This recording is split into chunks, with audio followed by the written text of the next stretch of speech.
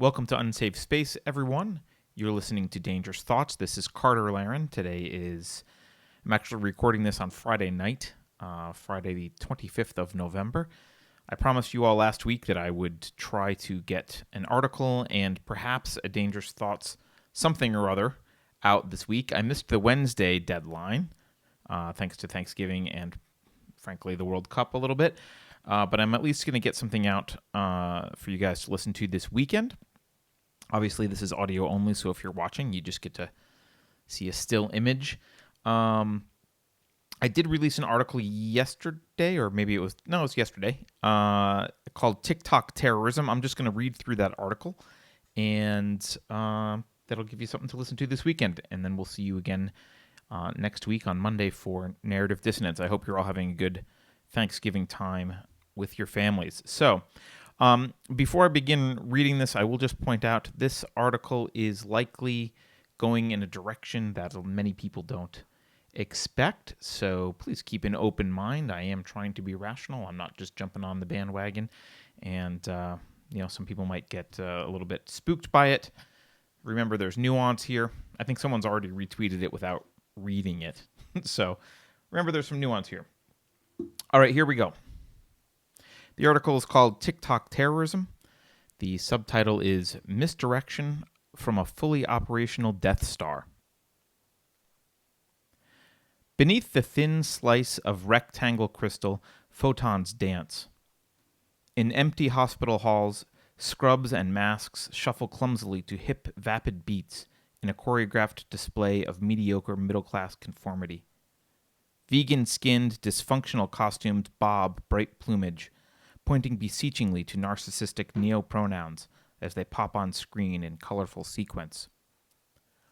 The metal bits and oozing spittle of classroom comprachicos revel mockingly in sadistic parental usurpation.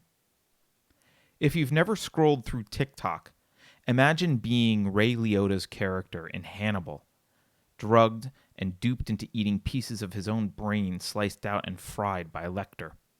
It feels like that, each upward swipe obliterating another point of your IQ as you watch, helpless to stop it. And then there's the data collection. In the app, it's everything. Every foolish tap, every prefrontal cortex-induced hesitation, every indulgent moment watching Rome bow to the barbarians, the trajectory of every whimsical swipe. Outside the app, it's anything available, and often unwittingly authorized. Location, contacts, calendars. In the World Cup of digital stalking, TikTok is Kylian Mbappe. There's plenty to hate about this digital dopamine dispenser, and because the company behind it, ByteDance, is essentially Chinese, both conservative and, quote, common sense media have been thoughtlessly leveraging all of it to push a narrative that casts China as a preternatural boogeyman that must be stopped at all costs. For decades, reads a 2020 White House press release, Donald J. Trump was one of the few prominent Americans to recognize the true nature of the Chinese Communist Party and its threat to America's economic and political way of life. End quote. Although Biden reversed Trump's proposed bans on TikTok, WeChat, and other Chinese apps, the sentiment that China is near the top of our existential threat list remains.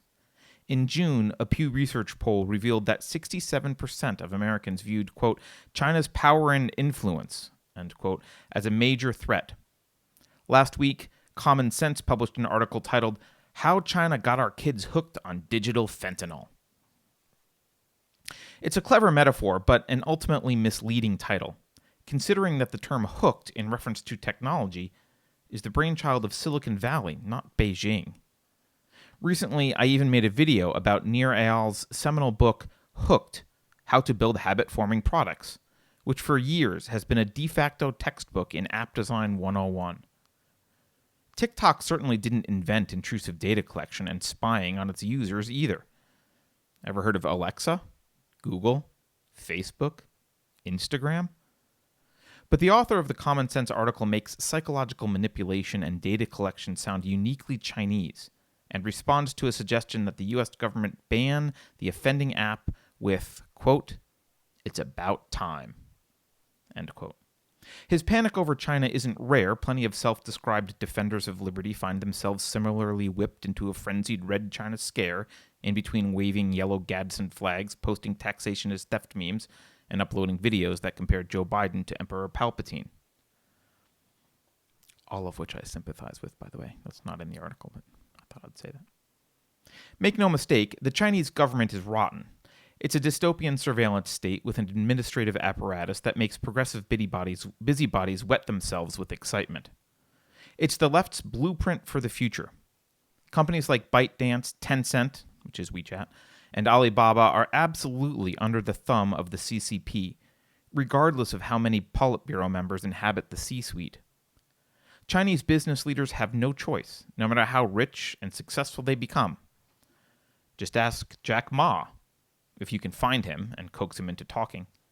While the primary purpose of data collection by Chinese companies is likely the same as that of Western companies, to make money off of you, if the Chinese government wants to know your location, or whom you're texting, or which particular dancing nurse videos you favor, it will. And perhaps, someday, it will want to know. Or maybe China's agenda will be adequately served by subtly boosting the cultural and political content it wants Americans consuming. Then again, the same things can be said about the United States government. Since we're using drug analogies, liberty-loving Americans would do well to disconnect from the deep state drip of Cold War Part 2, and instead objectively consider the situation in which they find themselves.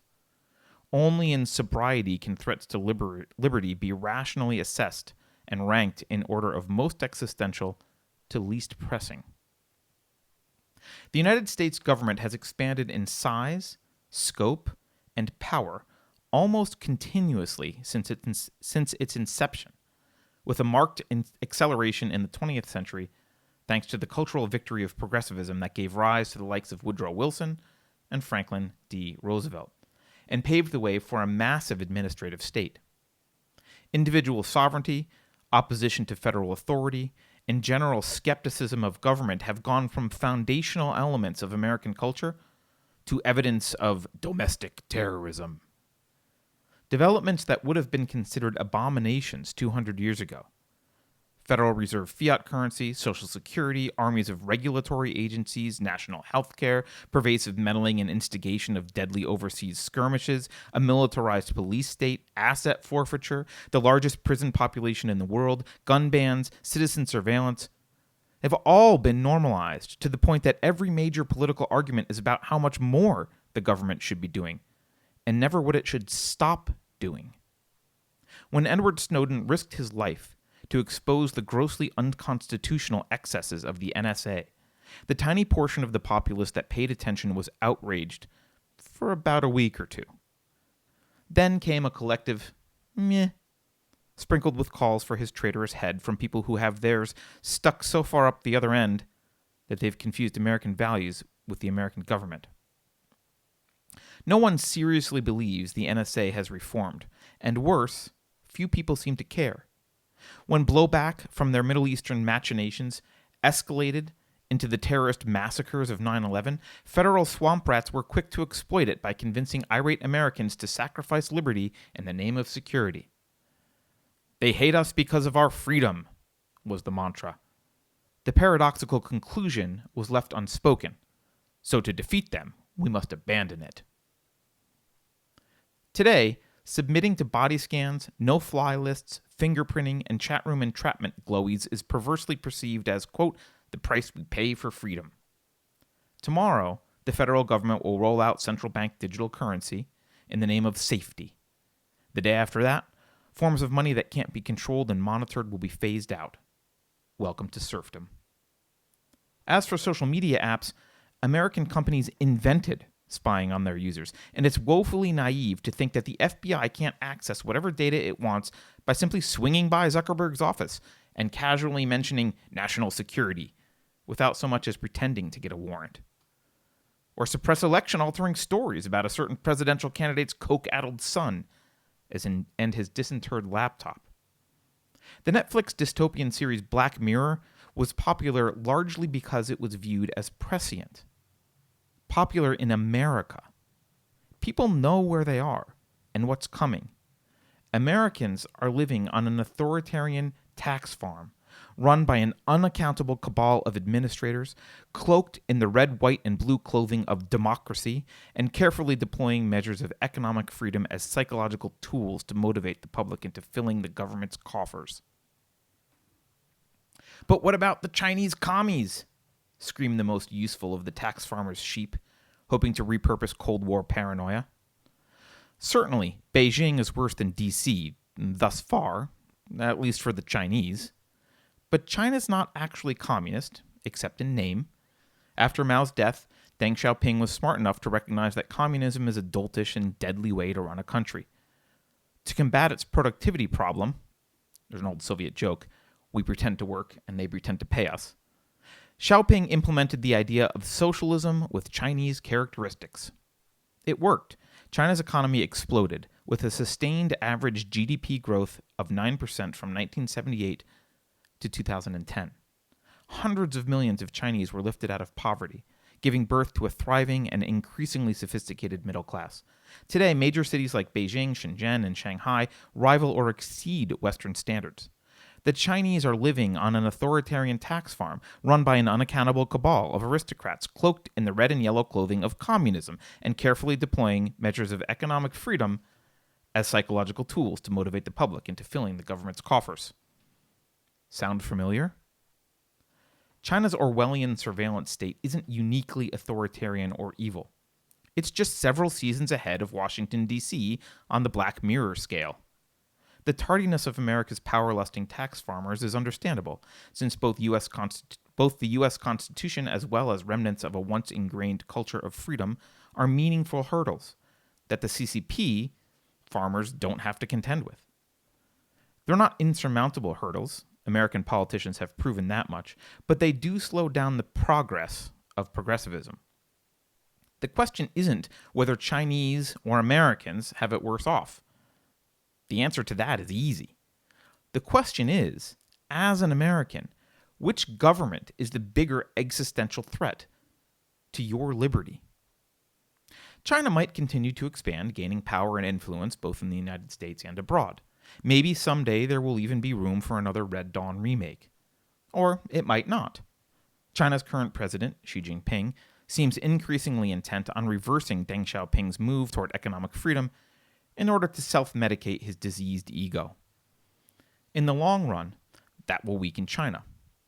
Regardless, the existential threat to American liberty is decidedly not coming from Beijing.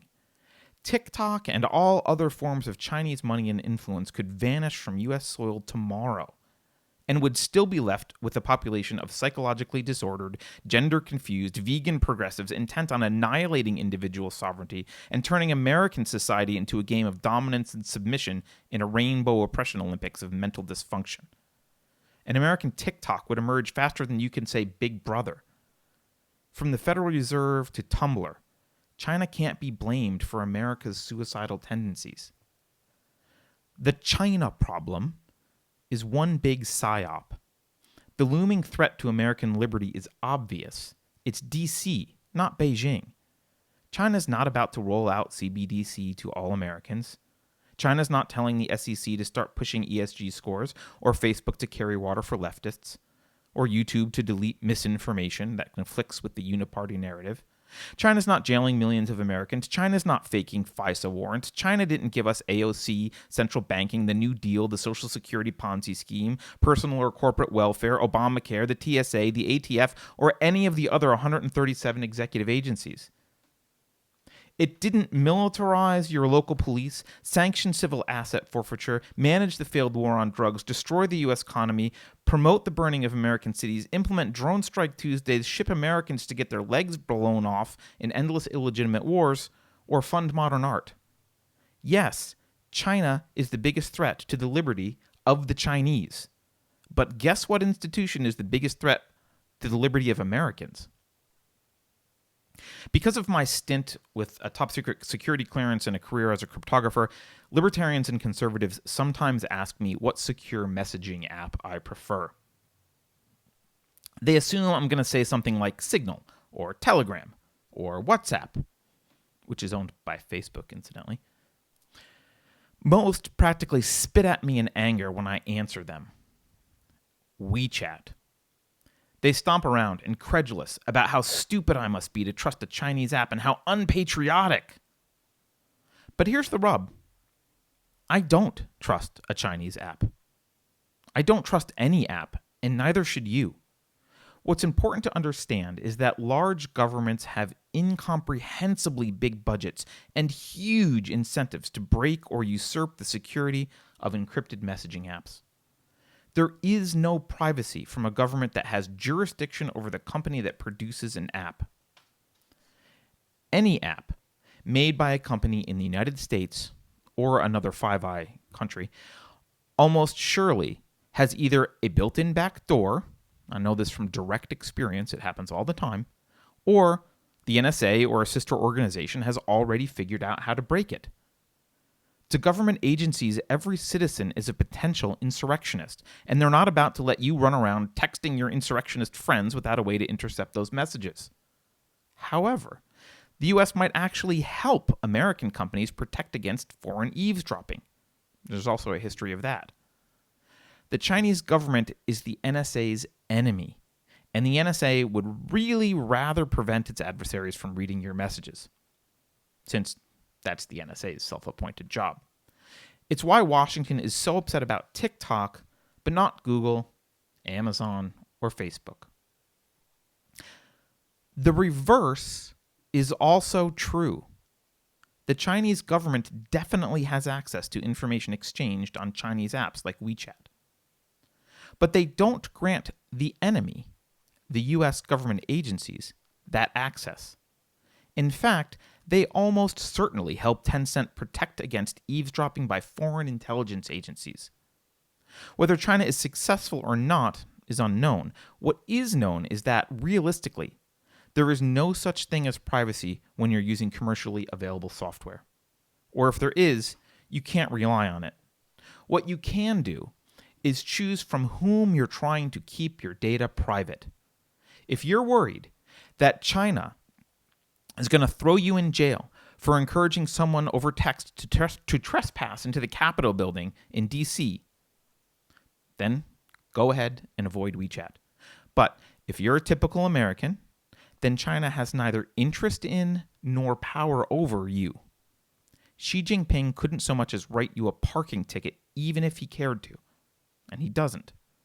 If you seek privacy from the institutions that actually do have power over you, then your best bet is to leverage the vast resources of their enemies. Resources already dedicated to avoiding the prying eyes of the Washington deep state. What do you suppose Thomas Jefferson would do? Of course, I don't want to live under CCP rule, but it's not because they speak Mandarin or eat chicken feet, although the latter is definitely a minus. As someone dedicated to individual rights and political liberty, I don't want to live under any authoritarian regime. And I don't want other humans to either. The essential values of America that are worth preserving, the ones worth fighting and dying for, aren't captured in empty platitudes from politicians about American exceptionalism or our work ethic or love or equality or democracy.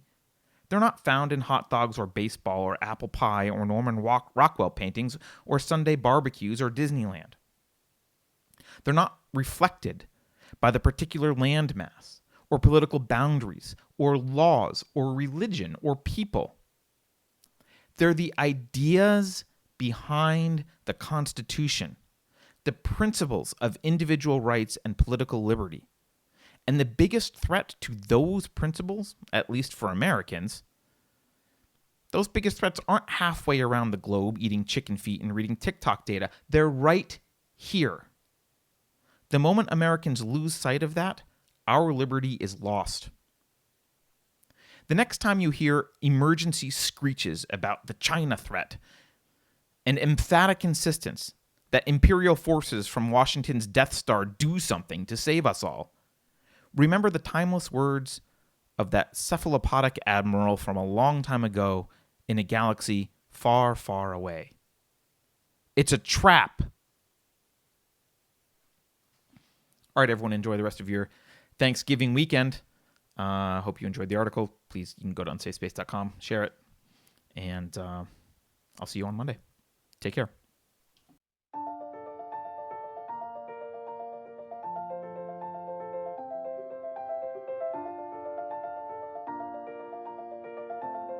Thanks for sticking around until the end. If you're new to Unsafe Space, check out our deep content library that includes discussions with everyone from James Lindsay to Brett Weinstein. And please consider helping to fund our work by visiting unsafespace.com/donate. You can find us on a variety of social media platforms, and you can find a community of like-minded individuals on our Unsafe Space Discord server, which is open to financial supporters at any level. We hope to see you there. Warning. This is an unsafe space. Dangerous ideas have been detected. It would be better for your health if you forgot what you just heard. That should be easy for someone of your intelligence. The following co-conspirators are hereby ordered to watch CNN. Experts agree that 87,000 new tax collectors will make inflation feel like less of a problem. I think we can agree that the FBI's track record speaks for itself. If you think about it, only government-sanctioned experts should be allowed to express opinions. But don't. Think about it, I mean. That's not your job. Thinking has been scientifically proven to be less efficient than compliance. Science, scientific, and scientifically are registered trademarks of the World Economic Forum. Unauthorized use is prohibited. Computer voice courtesy. Never mind, that last line is fake news. Please disregard it and return to your safe space immediately. There will be cake.